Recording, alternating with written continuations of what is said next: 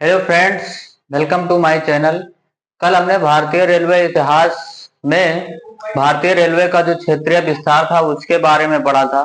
और आज हम भारतीय रेलवे के इतिहास में रैपिड परिवहन का विकास पढ़ेंगे। रैपिड मेट्रो का विकास आज हम लोग पढ़ेंगे। सन 1984 से निरंतर जो चलता आ रहा है और इसमें नई नई टेक्नोलॉजी जोड़ी जा रही है। तो सन 1984 से जो स्टार्ट हुआ, तो आइए स्टार्ट करते हैं आज इसी के बारे में। तो सन 1984 ईस्वी में 24 अक्टूबर को भारत की पहली मेट्रो कोलकाता में चलाई गई थी। भारत की पहली मेट्रो जो चली थी वो कोलकाता में चलाई गई थी, जिसका संचालन दमदम से टॉलीगंज के बीच किया गया था। तो सन 1984 ईस्वी में कोलकाता में दमदम से टॉलीगंज के बीच भारत में पहली मेट्रो का संचालन किया गया। उसके बाद हम देखते हैं सन 1986 ईस्वी में क्या हुआ कि नई दिल्ली में जो आरक्षण और टिकट की व्यवस्था थी उसको कंप्यूटराइज कर दिया गया। जो टिकट की व्यवस्था थी और रिजर्वेशन की जो व्यवस्था थी उसको कंप्यूटराइज कर दिया गया।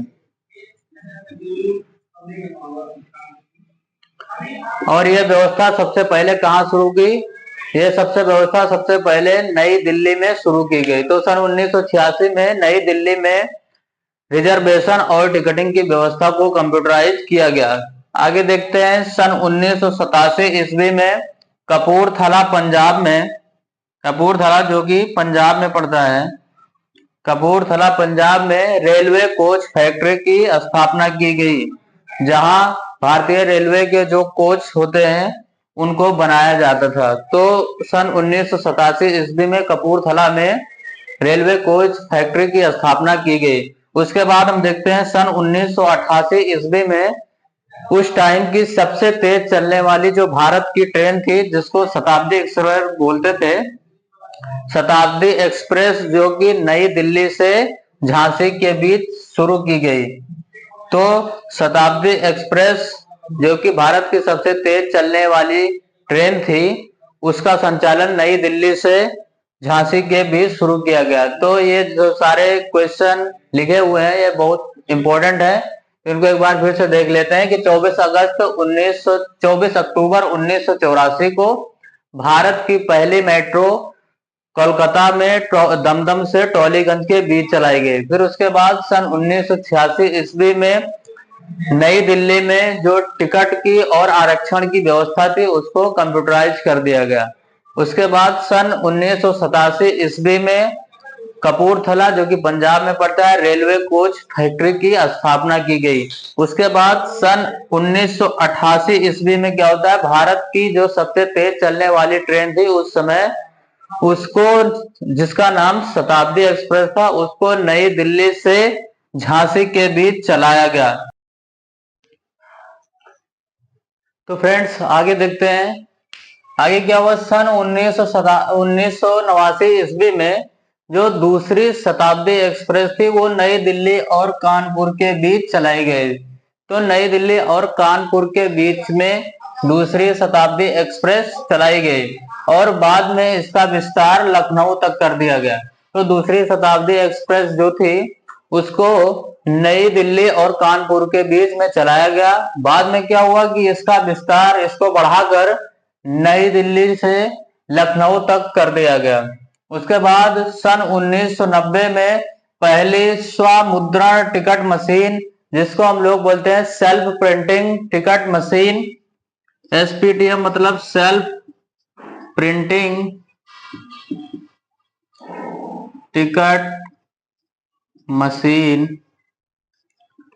तो एसपीटीएम सेल्फ प्रिंटिंग टिकट मशीन की शुरुआत नई दिल्ली में हुई। तो 1990 में एसपीटीएम की शुरुआत नई दिल्ली में हुई। नेक्स्ट है सन 1993 ईस्वी में त्रिस्तरीय, 3 स्तर वाली, 3 लेयर वाली जो बोगियां थी, उनमें जो एसी वाली बोगी थी और स्लीपर वाली बोगी थी उनको अलग कर दिया गया। तो जो 3 लेयर वाली एसी और स्लीपर की बोगियां थी उनको सन 1993 में अलग कर दिया गया। सन 1986 में आगे क्या होता है कि 1986 में 4 मार्च को जो विक्टोरिया टर्मिनल बना हुआ था उसका नाम बदलकर छत्रपति शिवाजी टर्मिनल कर दिया गया। नेक्स्ट हम देखते हैं सन 1997 ईस्वी में। 1997 ईस्वी में अप्रैल में कुख्यात प्लेटिनम पास की शुरुआत की गई।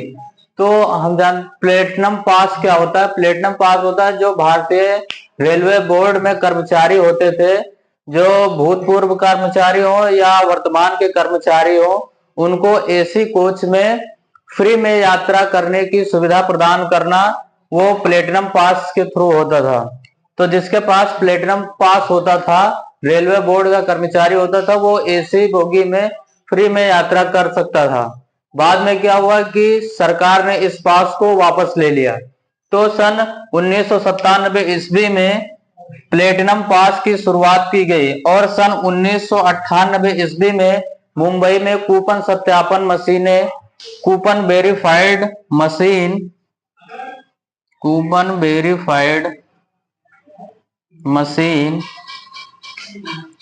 लॉन्च की गई। तो कूपन वेरीफाइड मशीन जो थी वो मुंबई में सन 1998 में लॉन्च की गई। तो ये भी सारे इंपॉर्टेंट क्वेश्चन ही है। सन 1989 में क्या हुआ कि दूसरी शताब्दी एक्सप्रेस नई दिल्ली से कानपुर के बीच में चली, जिसका विस्तार बढ़ाकर लखनऊ तक कर दिया गया। और सन 1990 ईस्वी में एसपीटीएम की शुरुआत नई दिल्ली में की गई। सन 1993 ईस्वी में क्या हुआ कि जो एसी कोच थे और जो स्लीपर कोच थे उनको अलग अलग कर दिया गया। सन 1996 में 4 मार्च को विक्टोरिया टर्मिनल जो था उसका नाम बदलकर छत्रपति शिवाजी टर्मिनल कर दिया गया। और सन 1997 में प्लेटिनम पास जो कि रेलवे बोर्ड के यात्रियों के लिए फ्री में एसी में यात्रा करने की व्यवस्था थी, उसको शुरू किया गया था। बाद में इसको सरकार द्वारा वापस ले लिया गया था। और सन 1998 में मुंबई में कूपन सत्यापन मशीन है जो CBM बोलते हैं, कूपन वेरीफाइड मशीन, उनको लॉन्च किया गया और इसको लॉन्च मुंबई में किया गया। तो आगे देखते हैं। सन 1999 में दक्षिण पूर्व मध्य रेलवे, जिसका मुख्यालय बिलासपुर है, उसका गठन किया गया। तो 1999 में दक्षिण पूर्व मध्य रेलवे का गठन किया गया तथा कुछ स्टेशनों पर क्रेडिट कार्ड की व्यवस्था को शुरू किया गया। तो 1999 में दक्षिण पूर्व मध्य रेलवे, जिसका मुख्यालय बिलासपुर है, उसका गठन किया गया और कुछ स्टेशनों पर जो टिकट वगैरह के लिए व्यवस्था थी उसको क्रेडिट कार्ड से शुरू किया गया कि आप टिकट लेने के लिए क्रेडिट कार्ड का भी यूज कर सकते हैं। सन 2000 में क्या हुआ कि सन 2000 में भारतीय रेलवे की जो वेबसाइट है उसको लॉन्च किया गया। तो भारतीय रेलवे की वेबसाइट है इंडियन रेलवेज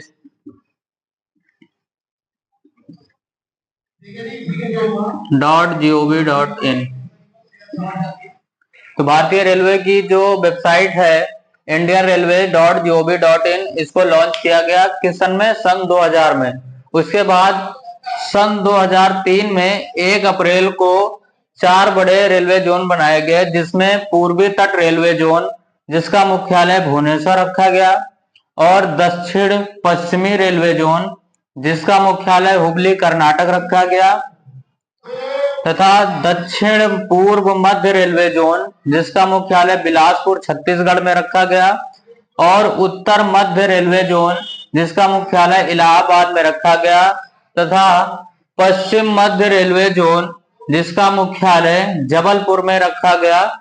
इन जोन का गठन किया गया और उसके बाद 3 अगस्त को ऑनलाइन टिकटिंग और आरक्षण की व्यवस्था शुरू की गई। तो जो ऑनलाइन टिकट हम खरीदते हैं IRCTC वगैरह से, उसकी व्यवस्था को 3 अगस्त को शुरू किया गया। तो रिजर्वेशन के लिए हम जो है ऑनलाइन व्यवस्था का उपयोग 3 अगस्त से करना शुरू कर दिए। तो सन 1999 में दक्षिण पूर्व मध्य रेलवे जोन, जिसका मुख्यालय बिलासपुर है, उसका गठन किया गया और कुछ स्टेशनों पर क्रेडिट कार्ड की सुविधा को आरंभ किया गया।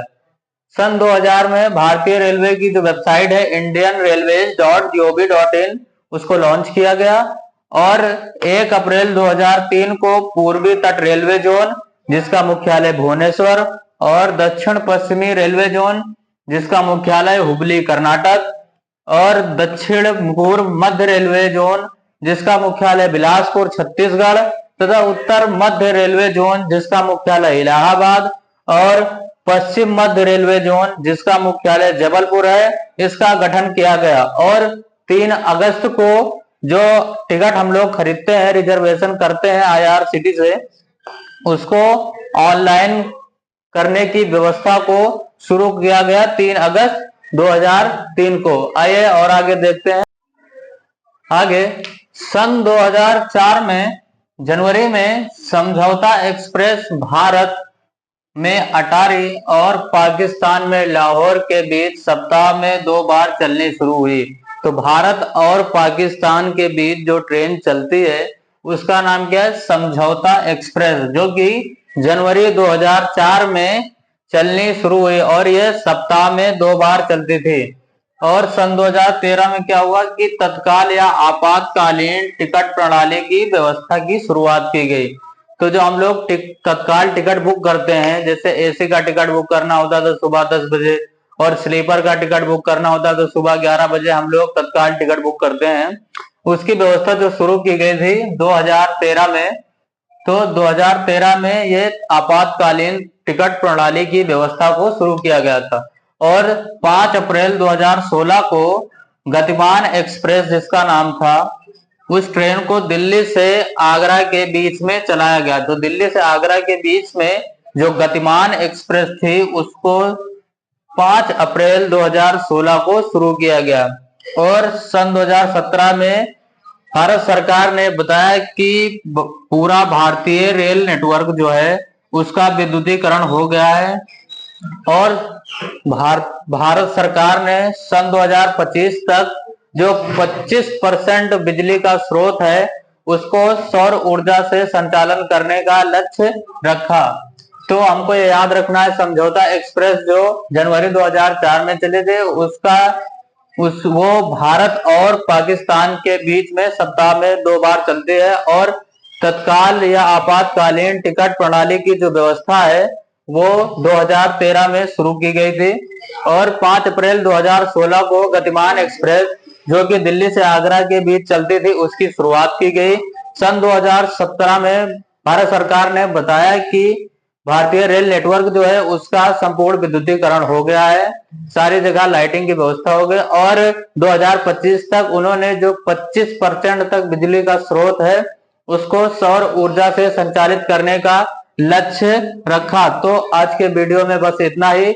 नेक्स्ट वीडियो में हम पढ़ेंगे जो भारतीय रेलवे की सहायक कंपनियां हैं उनके बारे में। तो आज के वीडियो में बस इतना ही। Thank you.